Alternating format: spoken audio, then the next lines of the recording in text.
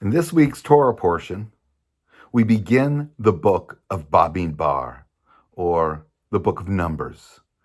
The book opens with the following words. The Lord spoke to Moses in the wilderness of Sinai, in the tent of meeting.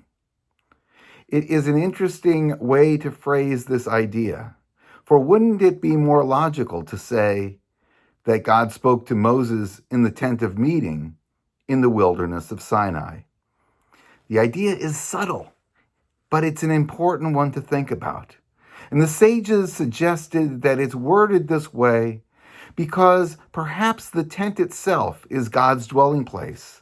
And by placing the wilderness within God's dwelling place or within the tent, it's suggesting that God is everywhere, that our wilderness of life is within the domain of wandering and the domain of God, that God is everywhere around us as we wander through this wilderness of life.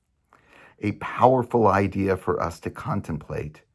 And as the weekend ahead unfolds, as Shabbat begins, I invite all of us to consider these words as we begin a new book of Torah, that our lives are within the domain of God, and that as we wander through the wilderness, God is with us.